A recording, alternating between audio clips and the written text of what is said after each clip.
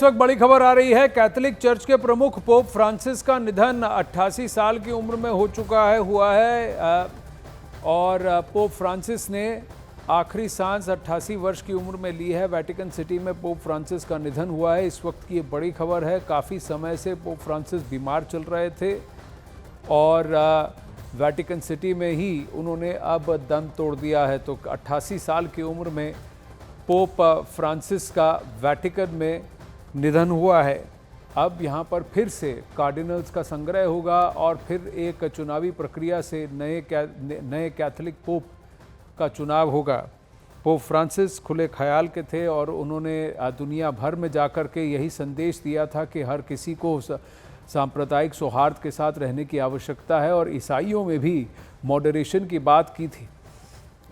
लेकिन Catholic church के प्रमुख पोप फ्रांसिस, उनका निधन हुआ है 88 साल की उम्र में। इस वक्त खबर आ रही है कि लंबे समय से वे बीमार चल रहे थे और वेटिकन ने इसकी पुष्टि कर दी है और इसका अनाउंसमेंट भी पोप फ्रांसिस के दाएं हाथ, जिनको कि कैमरालेंगो कहा जाता है, तो कैमरालेंगो कार्डिनल केविन फेरेल, इन्होंने इसका ऐलान किया है कि पोप फ्रांसिस का निधन हो चुका है। काफ़ी लंबे समय से वो बीमार चल रहे थे और वेटिकन की तरफ से एक वीडियो स्टेटमेंट में इस बात की पुष्टि कर दी है कि पोप फ्रांसिस का निधन हुआ है।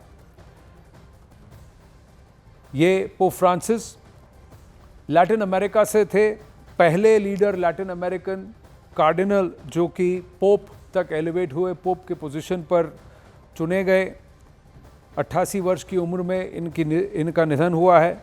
ये इनके पास पिछले 12 साल से ये पोप रहे हैं और 12 साल के इनके कार्यकाल में इनको कई बार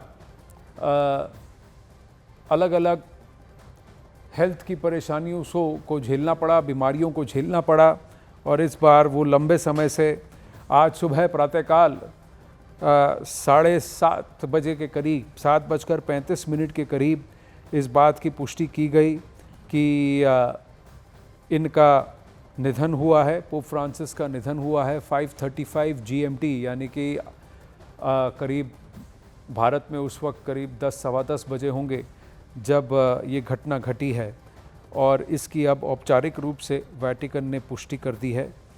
और ये पहले पोप थे जो कि लैटिन अमेरिका से, उस रीजन से बिलोंग करते थे, जिनको कि पोप चुना गया था। काफ़ी लंबा इलेक्शन हुआ था, आज से 12 साल पहले 76 वर्ष की उम्र में ये पोप बने थे, पोप फ्रांसिस।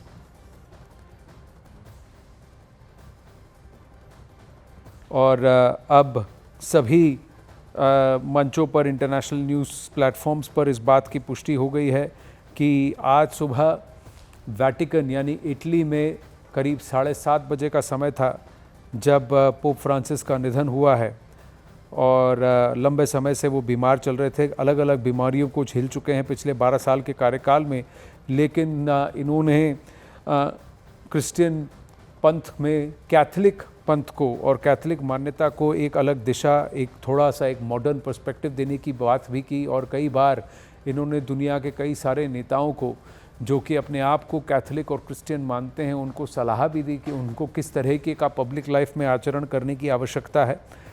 और 1936 में ये पैदा हुए थे, 17 दिसंबर 1936 में ये पैदा हुए थे और ये पहले पोप हैं from the Society of Jesus, Jesuit order के हैं, फर्स्ट फ्रॉम लैटिन अमेरिका इनको कहा जाता है। इनका ये पैदा अर्जेंटीना में हुए हैं, अर्जेंटीनी मूल के हैं ये,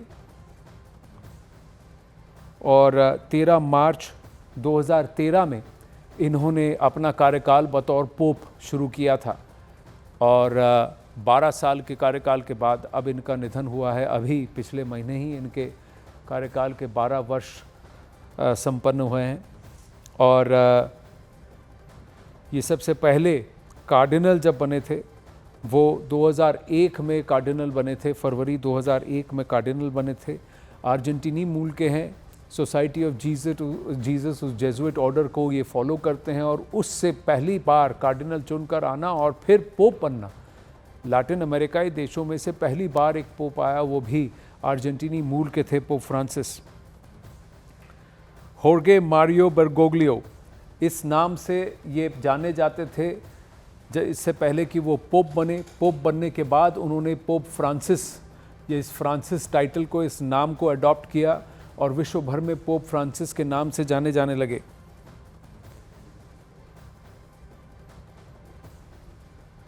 कार्डिनल केविन फैरल हैं, जो कि कैमरलेंगो हैं, जिनको कहा जाता है कि पोप के ऑफिस को वही मैनेज करते हैं, उनका दायां हाथ उन्हें माना जाता है। उन्होंने आज सुबह इटली का समय 7:30 बजे, भारत में करीब 10-10 बजे का समय होगा, जब इस बात की पुष्टि की कि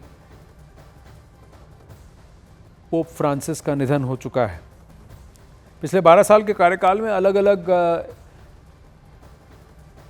कैथोलिक चर्च ऑफ सर्वोच्च धर्मगुरु के सर्वोच्च धर्मगुरु, जैसा मैंने कहा, पिछले 12 साल में कई बार इनको बीमारियों का सामना करना पड़ा है, लेकिन हर बार विजयी वही हुए। लेकिन इस बार मौत के साथ इस जंग को वो हार गए।